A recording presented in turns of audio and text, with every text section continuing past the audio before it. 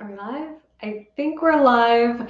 What's up, my friend? Abby here, and welcome back to another Write With Me live stream. I'm so glad you're here. Thank you so much for being here, and welcome to all the writers who have joined us. Tell me in the chat if you can see me and hear me okay. Everything looks good, sounds good. To make sure that my mic and my camera are working well before we get started. Um, Hopefully you can see me okay and it's not tilted too much. Okay, so type in the chat, let me know. Thank you guys so much for being here. It's been another month. I can't believe it. We do one of these every single month, and every time I sit down to do another one, I'm like, wow, that month went by super fast. So here we are again, writing together as a community. One of my favorite things to do here on this channel, and I love how this spontaneous idea that came to me one day to do a Write With Me live stream session like this has really turned into a whole segment on this channel. It has taken on a life of its own, and the community around these Write With Me's is just so special. It's amazing to see what it has become. So thank you for being a part of that. And if it's your first time here, welcome. Okay, everyone can hear me and see me? Wonderful. Awesome. I see some writers here who this is their first time here, so let me just explain how these live streams work.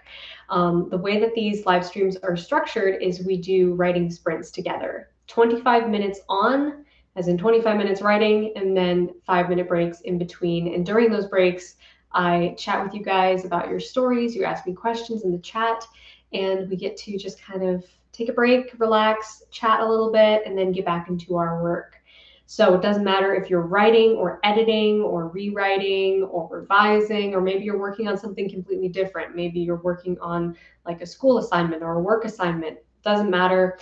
The point is to show up for your creativity and show up for yourself. And even if you have to take this time to just do something productive, it's kind of fun to all be here together using the timer system and just hanging out together. So hopefully you're writing today. I hope you are having some time to have a creative writing session. That would be amazing. And I'm going to be working on something creative, but a little bit more publishing oriented, because last time, if you guys remember, the last Write With Me live stream we did, I was super excited because I had just sent off my manuscript for my next novel that I'm going to publish. I had just sent it off to my editor that day, and I was super stoked. And today, actually a few days ago, I received my manuscript back from my editor. She's so fast. She's wonderful, amazing. And she sent it back to me a couple days ago with all of her edits in the manuscript, which I'm now going through and reviewing. So if you've ever worked with a professional editor before, you're probably familiar with this process of going through the manuscript one revision at a time and reviewing your editor's notes. Some of them are a little bit more technical, some of them are a little more creative, so each one kind of needs to be reviewed, looked at, and sometimes reworked. So that's what I'm working on today, and I'm super excited because this is like a major step towards publishing this book. So yeah, I've been working on this for the past couple days, and that's what I'm working on today. My goal today is to get this first round of reviewing the edits finished. We'll see how far I make it. I'm already like halfway into the book, so I think I can do it. So super excited because this book is the Lighthouse book, which I've talked about and hyped a lot, and I'm going to be publishing later this year.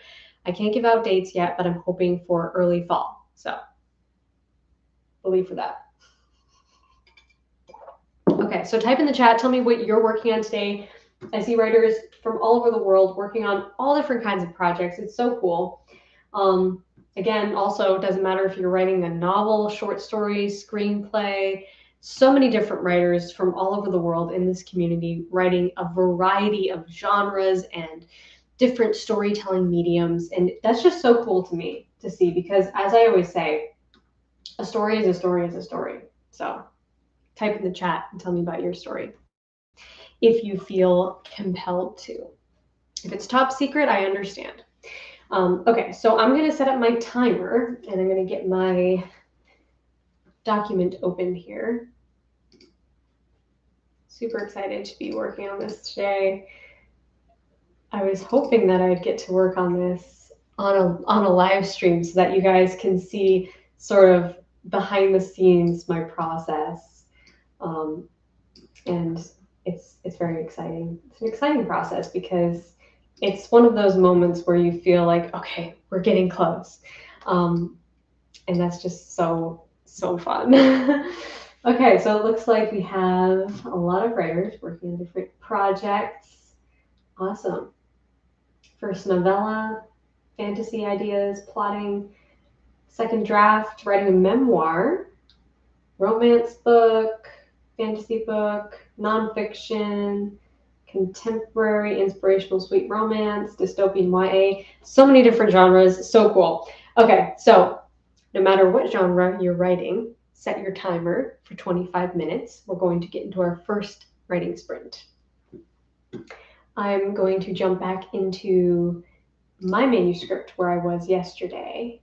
I've made it like, I think, over 200 pages into this. I'm pretty sure. Let's see, where am I? Where did I leave off? Okay. Yeah, I'm on page 210 of 358. So it'll be interesting if I can get through 150 pages, the whole manuscript on this live stream. That's what we're shooting for. So let's get into our first writing sprint, and then we're going to take a small break and chat, and I'll answer some questions. Okay? Is everyone ready to go? I'm going to set my other timer so that it actually rings when the time is up. Okay, let's go.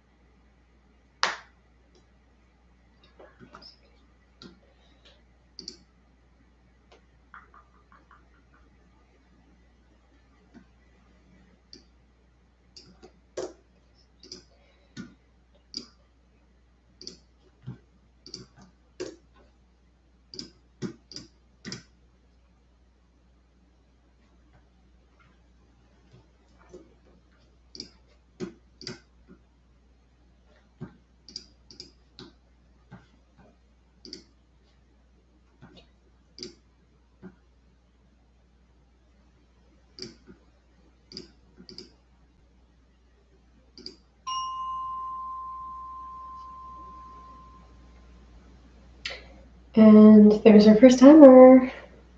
Sprint number 1 is done.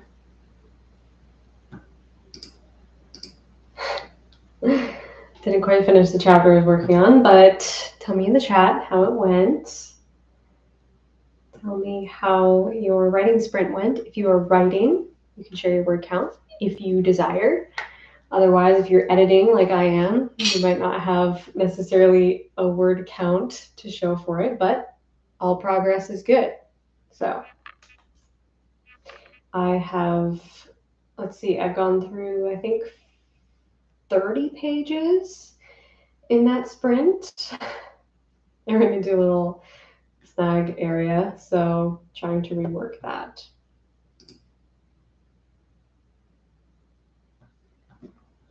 But it's going good.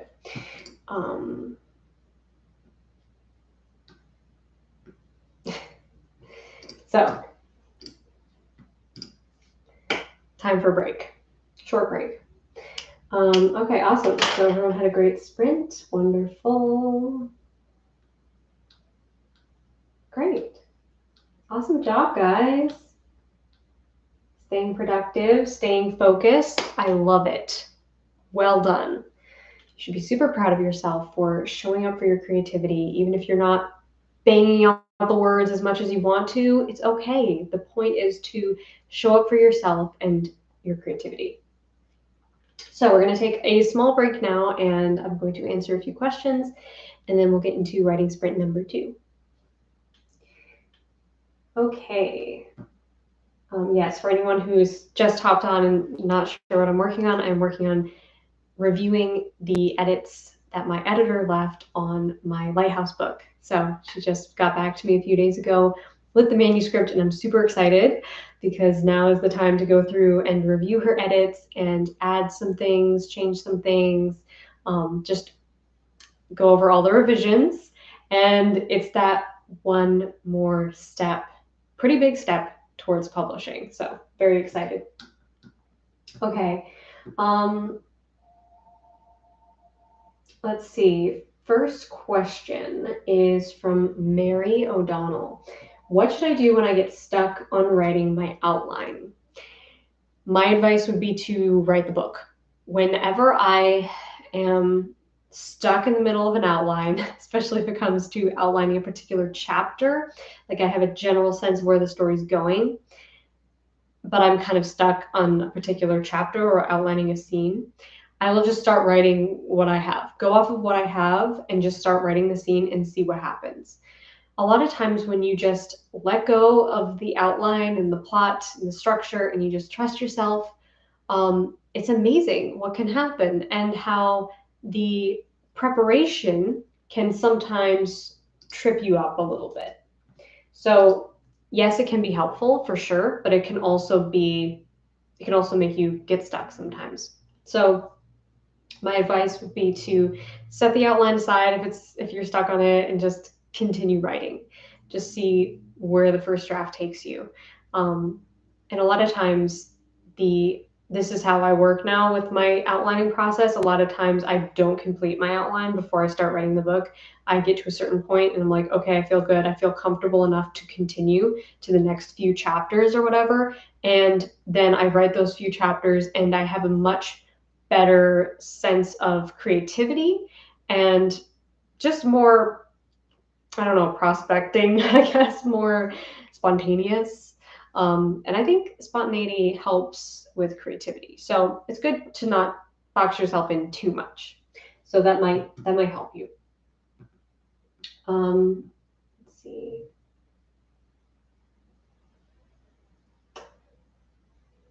Let the characters write the book, skip the outline. That's a really interesting concept and something to play with for sure. Not a masterpiece asked, I have a question. I'm really stuck on forming the plot of my story. So I've done a few videos on plotting your story. I did a whole live training, 2-part live training on this as well. But I would recommend starting with your characters. If you're like, I do not know what to write about, literally no ideas, I have a few videos on that. I have a one of my favorite videos is my story smoothie method, which if you look that up on my channel, you'll find that video, how to come up with a story idea. That's what it's called. And in that video, I talk about my method for coming up with unique story ideas from nothing. Another thing that you can do is make a list of all of the tropes and story devices, literary devices that you really love reading about. And you always gravitate towards books that have these literary devices in them, these tropes or these subgenres. And going off of that to spark some inspiration for your plot. So it doesn't matter if you've read books that are similar to these subgenres before or have these tropes in them, or if you feel like, oh, maybe there's too many books with this trope. If it's something that you love reading, you should do it. You should write the book you want to read. And if you feel like I have no idea what the plot should be, start with the characters. Start with your main character. What is it that they are dealing with internally? Don't even think about the externals right now. Just think about what is the internal conflict? What is the turmoil that they're facing on a daily basis in their life? Who are they? What are they like? What have they been through? What do they want from life? What do they think will make them happy? And what will actually make them happy? What is their want versus their need? Just meditating on these questions will help you to craft a deeply conflicted, fatally flawed character who is then primed to go on a journey. And that journey is the plot. So combining all of these different parts and pieces, the inspiration, the tropes, the subgenres that you enjoy reading, plus the deeply conflicted character, I mean, that's a story right there. It doesn't have to be complicated. It doesn't have to be complex. Your plot does not have to be some really intricate thing that you need to like make a whole wall of your house with all of these notes and, you know, red string connecting everything. That can look really cool, but it is not necessary. It is not necessary to writing a great story. A great story can be very simple, very small scale conflict, small premise, just a few characters. And how those characters change as a result of their journey is the plot. Okay, got a little carried away on that one, sorry. Ranting about internal conflict. The super chat just came in. Thank you so much from Hannah. You're so awesome, Abbie. Thank you. I love you. Thank you so much for being here, and thank you for the super chat. Okay, I'm going to answer 2 more questions, and then we're going to get into our next sprint. Let's see.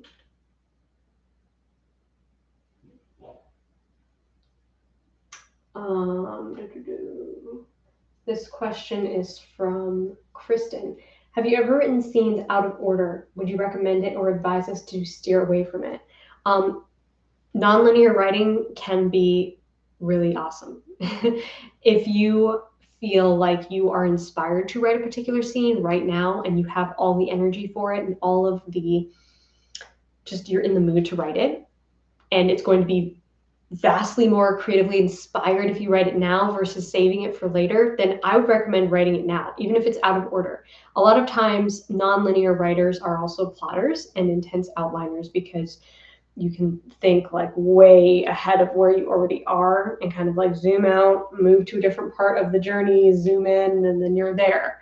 And if you're fully there and you're able to really sink into the characters' conflicts, how they will end up being at that point in the book, then go for it. What's the worst that could happen? You may have to edit a few things when you finally get to that point in the story's timeline. But if you're feeling creatively compelled to write that scene now, I'd recommend doing it. And experiment with nonlinear writing and see how it suits you. It might suit you, it might not. So that's what the whole process of writing is about. It's trying new things. Never be afraid to try something, because the worst that could happen is you just don't like the process or you don't like how it turns out, and it can be rewritten, and that's okay. It's all creative play. Don't be afraid to try something new just because you've never done it before. Don't feel like I'm not going to be good at this because I've never done it before. You never know until you try. Okay.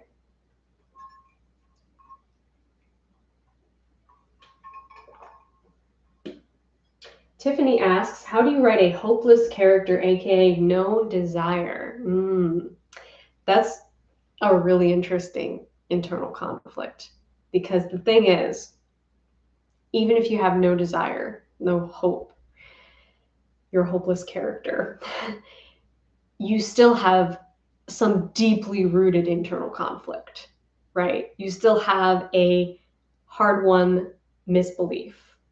And that's something really interesting to explore and to kind of unpick the threads of that as you write this character.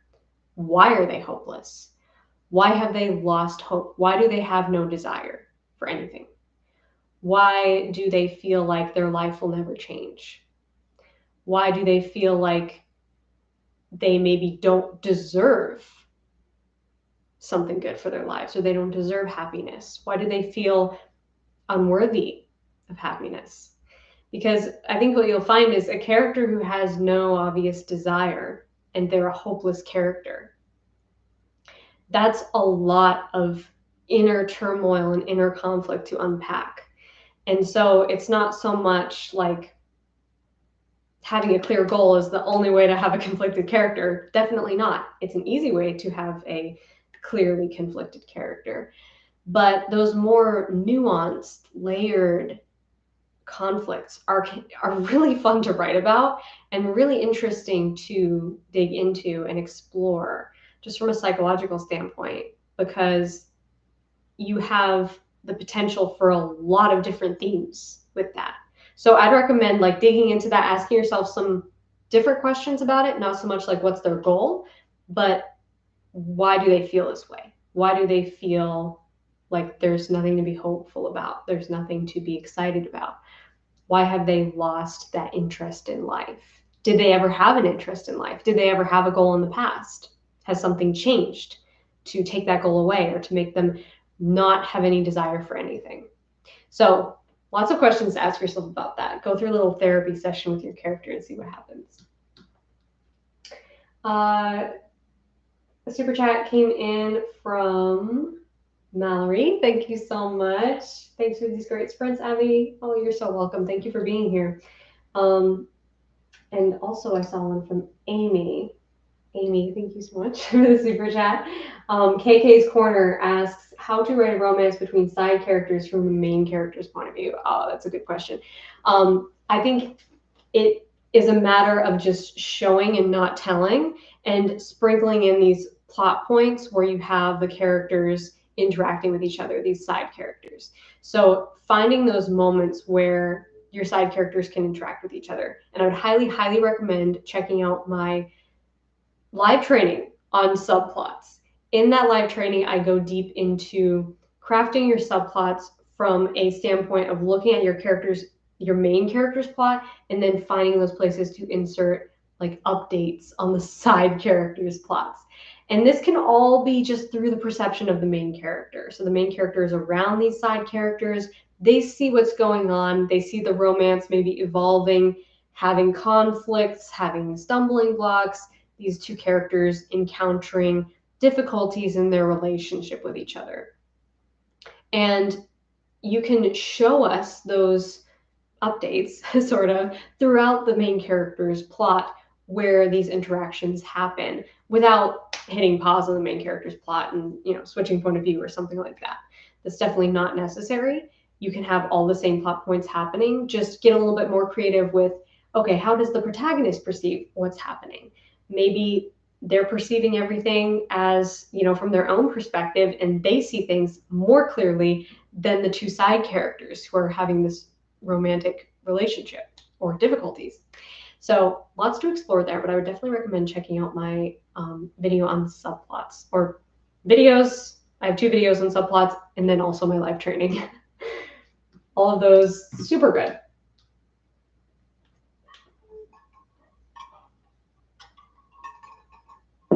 And thank you to Dang Panda, hopefully I'm saying your username right, for the super chat as well. You are writing a tabletop fantasy role-playing game.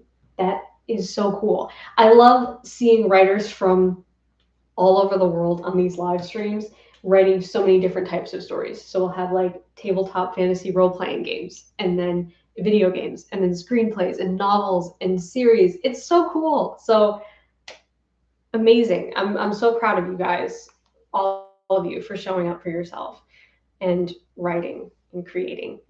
It is so needed.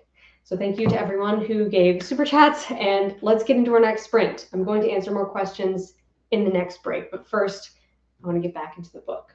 So set your timers for 25 minutes and let's get back into it. Good luck, everyone.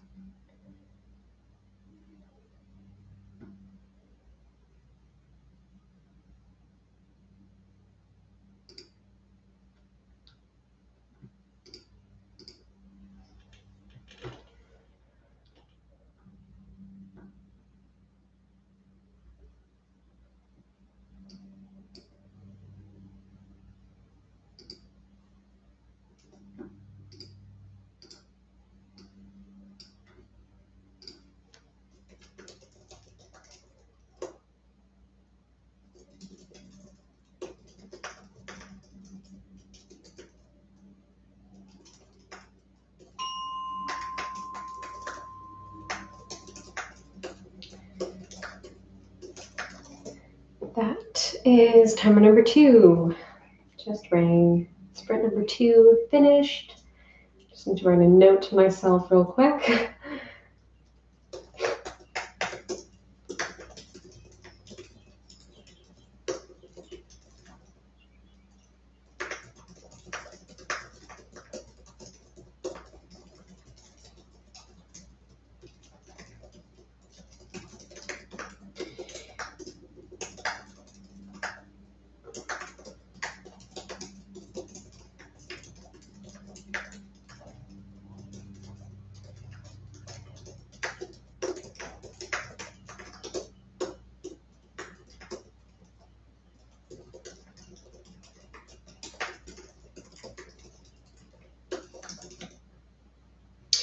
Okay, so how did it go? Tell me in the chat how your sprint went. You did some more writing or editing or whatever it is you're working on today. Remember, whatever you do, any progress is good progress. It doesn't matter if you wrote 1,000 words or 200 words or 100 words or 50 words. What matters is that you show up for yourself and you create something that you are happy with and that you have a happy time making. So let's bring back the fun. Okay, looks like everyone had a productive sprint. Awesome. Fantastic. A super chat just came in. Thank you so much to Lorenzo. Tips on writing 2 characters with similar conflicts where one helps the other because he's been in her shoes, but without him coming off as preachy, so she overcomes her misbelief of her own accord. That's a really good question. I love writing characters that have similar misbeliefs and similar conflicts because it's a really fun way to contrast the 2 character journeys and the 2 possibilities, many possibilities of how a person handles a certain conflict and how their decisions and their choices determine the path that they end up going down.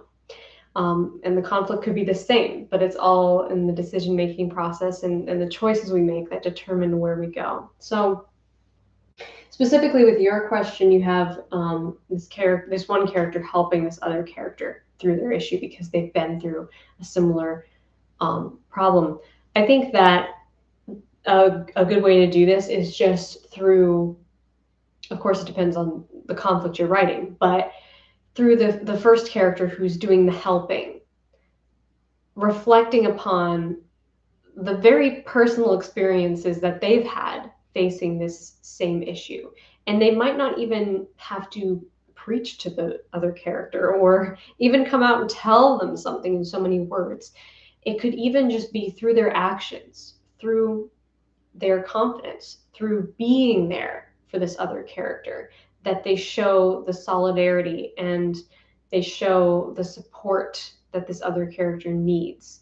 A lot of times when we've been through something and then we encounter somebody else who's going through something very similar, our first instinct a lot of times is not to, stop and give this person a whole lecture on it or tell them outright. It's more to be quietly supportive of that person. And because you know how they feel, you know what they need, not even so much what they should hear, but what they need to hear or what they need to see or feel in a relationship. So going back to the actionable things you can do here, I'd recommend finding those points where you can connect character B's struggle to character A's struggle. So character A being the one who's doing the helping, how can we get a better understanding of where they've been and how they feel closely acquainted with this conflict because of what they've been through, maybe even getting flashbacks to their past and the struggles that they faced, and then seeing how their actions and their behaviors help this other character, not so much even what they say to them. So lots to explore there. Lots of interesting different layers to that. Hopefully that helps. Let's see.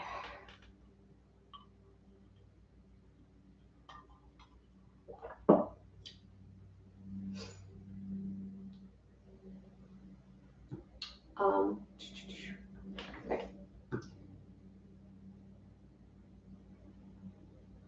This is an interesting question from Adele. How do I avoid romantic feelings in a story if I don't want them? So I run into this sometimes too with my own writing. Like you have these two characters and they end up like having really great chemistry and they have like possibilities of romance, but you don't want that to happen. And you want it to be just a friendship or just maybe like frenemies, or an acquaintance. The best way to make sure this doesn't happen is, first of all, try to distance the characters as much as you can.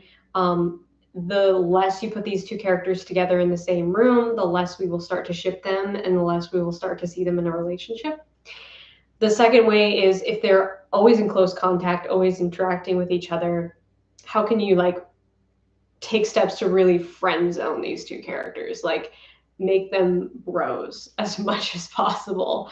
Make them have this clear definition of where their friendship, how their friendship is. And that can be a really good way to just kind of cut the chemistry, get rid of the chemistry. If there's any chemistry that you don't want and you're like, okay, I don't want to give the wrong impression, this is not going towards a romantic plot here, they're just friends or they're just frenemies or maybe they're enemies. Sure way to get rid of the chemistry oftentimes I find is by really establishing the bromance, I guess it would be. Like these characters are very much just friends. I don't even know how to really put into words what I'm talking about here, but the physical distance helps. And then making sure that these two characters are never like going through with a fine-tooth comb and finding any instances where you feel like that's kind of bordering a little bit more romantic, taking those references out. So some of this happens in the editing process, but hopefully that helps. I feel like that was kind of messy advice, but you know what I mean. Okay. 100 Days should be a movie. I agree 100%. It will be someday. Alondra Garcia asks, hi, Abbie. For writers who want to use a pen name, would you recommend that they start building their author brand or career before or after actually publishing? I would recommend always building your author brand and career before you publish, as soon as possible. It doesn't matter if you're going to publish 5 years from now. Just start getting yourself out there. Start talking about what you're doing, talking about your writing projects. Write a blog, make a YouTube channel, or just an Instagram channel. Social media channels of any kind are good to have. Find some interesting way to engage with your potential future readers by talking about the kinds of stories and the kinds of topics that you're interested in. Obviously, so much advice out there on building an author brand and building a brand in general as an influencer online. But the most important thing is that you're enjoying what you're talking about, and that what you're talking about and what you're posting about is just an overflow of your enthusiasm for the thing. So maybe that's just your own writing right now, and that's totally fine. Or maybe it's books you read, movies you watch, stories that you're enthusiastic about. I don't think it is ever too soon to start building an author brand. I think that every author could benefit from, as soon as possible, just start putting something out there, because you'll be so glad later on that you started early before you felt like you were ready.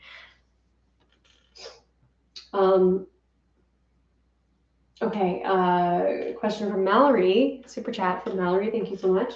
Writing about an MC afraid of reaching her goals. Ooh, this could be interesting. This could be an interesting internal conflict. A character who's afraid of reaching their goals. They want to achieve something, but their fear is actually tied up in that idealized future of what will happen if they achieve that goal. Why? That's the question I always come back to. If you need to develop this a bit more, and you feel like you need more confidence going into writing this character, just keep asking yourself why. Why do they feel this way? Why are they afraid of reaching their goals? Where did this belief come from? Was there a moment in the past when they weren't afraid of reaching their goals, where they're actually like super eager to make that happen, and now suddenly this insecurity is creeping in on them, and this doubt, self-doubt, and this fear of what the future may hold? When did that start taking root for them, and why? Did someone influence that? Was there another character in their life, or characters in their life, that started to make them doubt themselves or influence how they felt about their goals? So going back into the past is one of the best ways to figure out where your character's conflicts have come from. And that's what I recommend doing. Just keep asking yourself why. Why? You will always come up with an answer. Ask your brain a question and your brain will answer.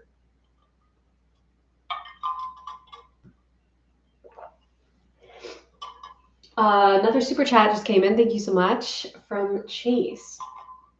Hey, Abbie, I love your channel and your content. Thank you so much. How do you start a romantic relationship with your main character and a side character without it feeling forced? So this is kind of a chemistry thing, and I'm looking forward to talking about chemistry more in the future. I'm thinking about talking about that next week.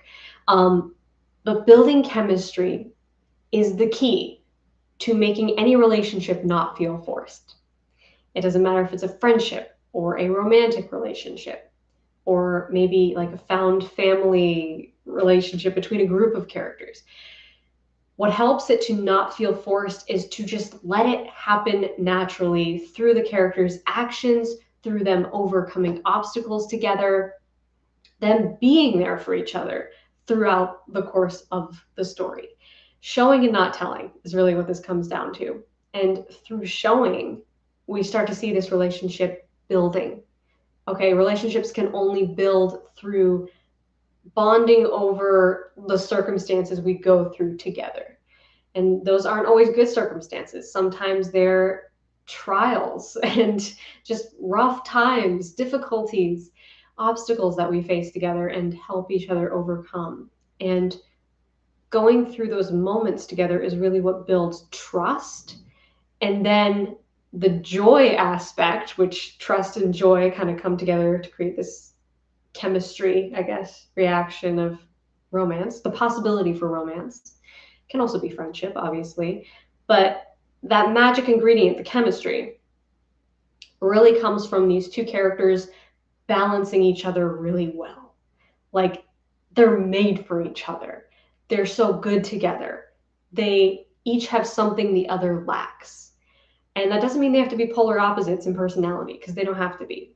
They can be very similar in personality, but each one has a strength and a weakness, and those strengths and weaknesses balance each other out.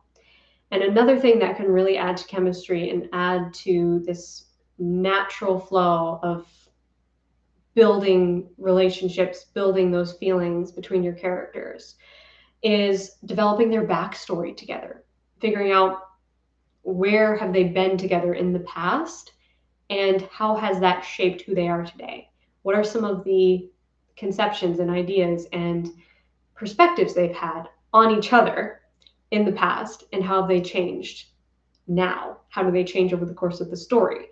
And if your characters have never met before, they just met in the story, you can still look over the course of your story at how their perceptions of each other change. And that is their history. You're writing their history now as you are creating this story. So I'm really looking forward to talking more about chemistry next week. So keep an eye out for that. But me and Kate did a podcast episode all about chemistry, writing better chemistry. It's actually our most viewed podcast of all time. Super exciting. Check that one out if you haven't seen it already. Kate and Abbie show Write Better Chemistry. You'll find it if you search that on YouTube. Okay, let's go into our third and final writing sprint. I'm going to get the timer up again. Just restart that. And I have your timer here. Okay, let's see. I'm on page 291 of 358. Let's see if I can get to the end. Okay, I'm not going to rush because I want it to be good, obviously, but I want to see if I can finish reviewing all these notes and cross the finish line. Okay, let's jump into it. Good luck, everyone.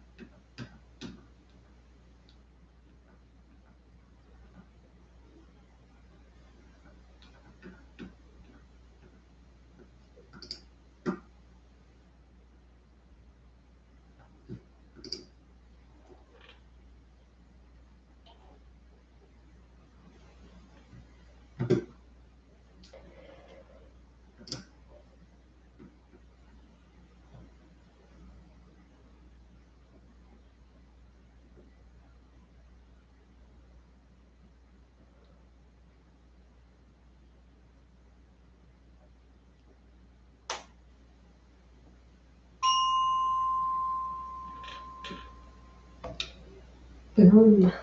Timer number 3 just rang. We just finished our third and final writing sprint, and I just finished going through the edits. Yay! So excited. So excited. Okay, so tell me how it went. This has been a super productive session. I'm so happy. I set out to go through all of these edits, like review all the edits, and I did it. Yay! Thank you guys so much. Thanks for the congrats.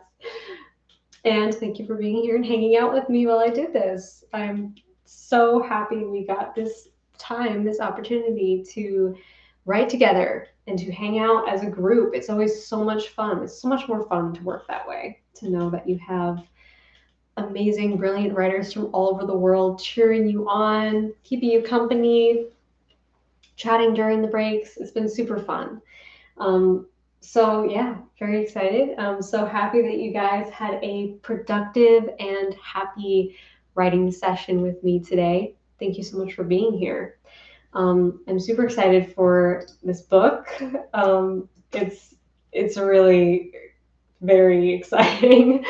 It's exciting because I have not felt this confident and this hyped to share one of my manuscripts with you guys.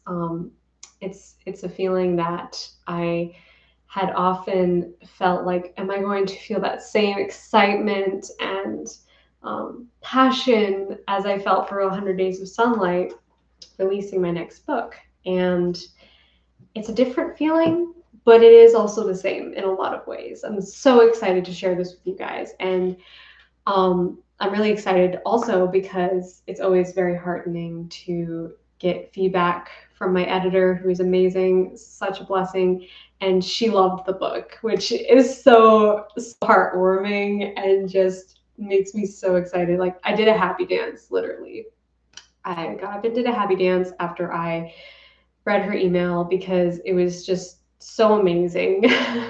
She loved the book, and she told me that I am one of those clients that makes her love her job, which I felt like was one of the best compliments I'd ever received on my writing. So I was just super grateful and humbled and just so excited to receive this manuscript back and to share it with you guys. So hoping as soon as possible, which is going to probably be sometime in September, but I'm not going to announce any official dates yet because I need to figure out my publishing timeline still. But stay on the lookout because I'm going to be announcing ARC stuff soon over the next couple months. And if you guys want to be on the ARC team to read this book before it gets published, you're going to want to stick around on my channel. Keep an eye out on all my social platforms because I'm going to be announcing some stuff about that very soon over the next couple months.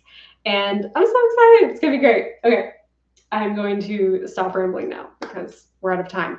But thank you so much for being here in this live stream. Thanks for joining me today, and thank you for all the support and love that you show this channel. I'm so eternally grateful to each and every one of you for being here and being a part of the Writer's Life Wednesday community. And I will see you guys next week, next Wednesday, and hopefully next month on our next Write With Me live stream. So until then, my friend, have a wonderful, beautiful rest of your week, rest of your day, and happy writing as always. Rock on.